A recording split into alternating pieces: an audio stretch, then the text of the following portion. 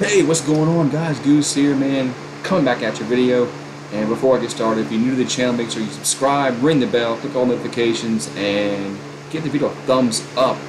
And so you can get notified when we do stuff on here. We do live streams on here. College football season will be ramping up soon. So, yeah. Anyway, so Texas and Oklahoma, they officially sent in their application, resume, whatever you want to call it, to join the SEC. So this has been known for about a week and a half or 2 weeks. Seems like that they intended to join the SEC. When I first heard it, I thought it was just a posture move by these two schools to get money out of the Big 12. But it seems like they were hell bent on they were leaving, and the Big 12 really has been on life support ever since Nebraska, Texas A&M, and Missouri left that conference. It's been on life support. This conference, that Big 12 conference, was never going to survive with just Texas and Oklahoma. Just wasn't going to happen. So now, what's going to happen to the Big 12? That's the question.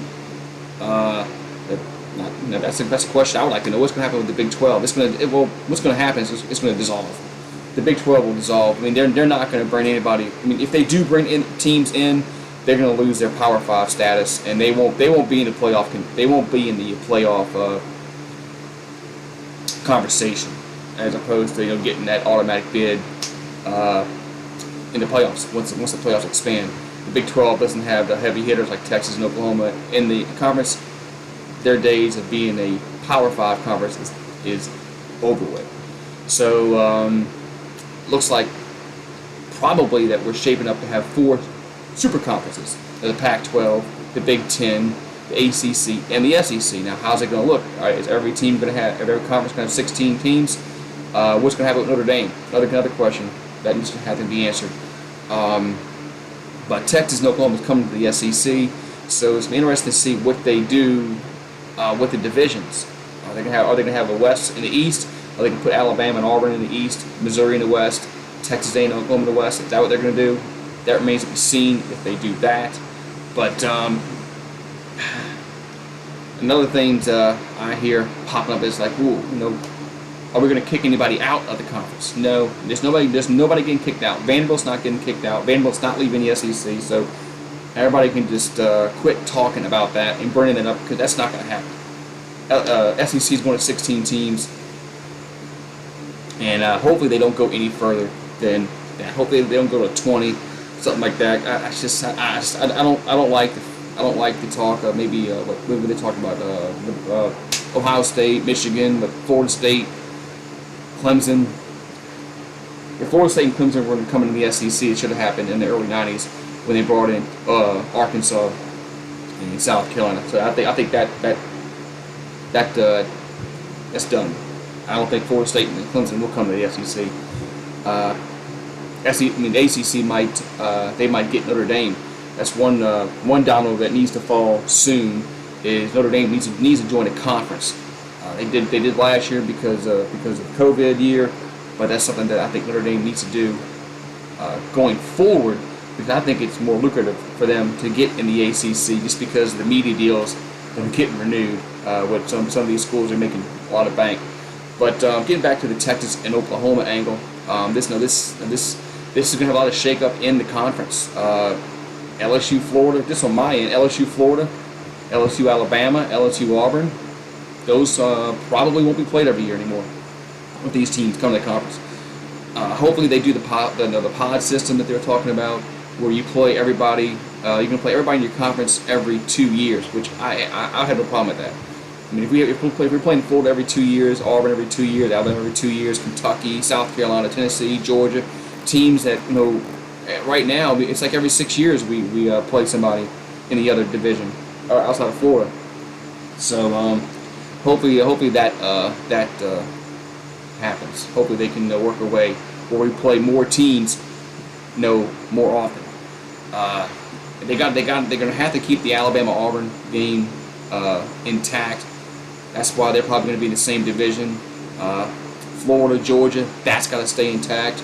Oklahoma, Texas, even though they're newcomers to the conference, that game has to stay intact. And hey, we might see Texas A&M and Texas play on a yearly basis, something that should have been done, but Egos got in the way of that 10 years ago when A&M left the conference, left the Big 12 to the SEC. Too many egos in Texas, and that was never going to happen again, unless this happened. Unless Texas and Texas A&M were in the same conference. Now they have to play each other every year, going forward, and starting at 2025. They say, like I said, I don't think they're going to wait that long.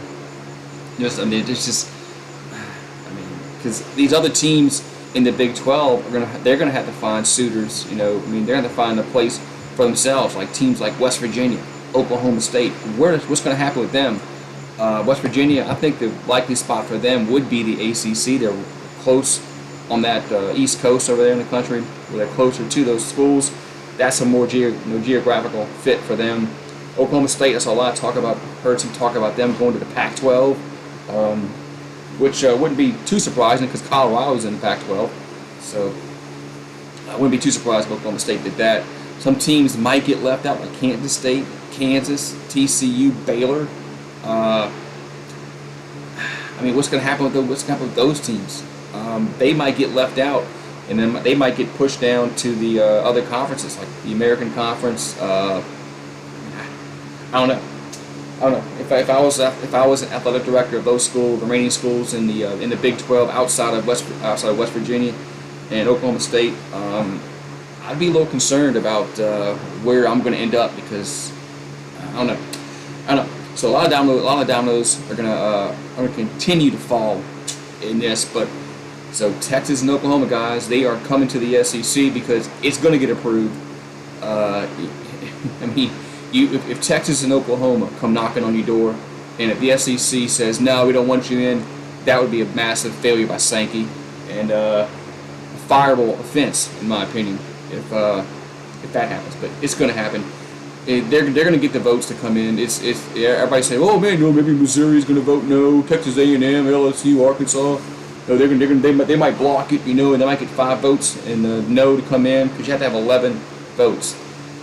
It has to be I think it's 11 votes for to get admitted to the SEC. It's probably going to be unanimous. Don't be surprised if it's unanimous for Texas and Oklahoma to get admitted to the SEC. So now these presidents they have to get together and look at the resume and act like this is the first time they've heard of this and whatever.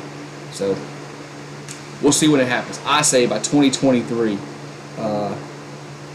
they will be in the SEC. I don't think it's going to. Of course, it can't happen 2021. I don't think it's going to happen 2022. I think that's too soon. But 2023, I think, is the earliest that it could happen, and I wouldn't be surprised if it happens then. But thank you guys for watching, and I'll talk to you next time. And go Tigers!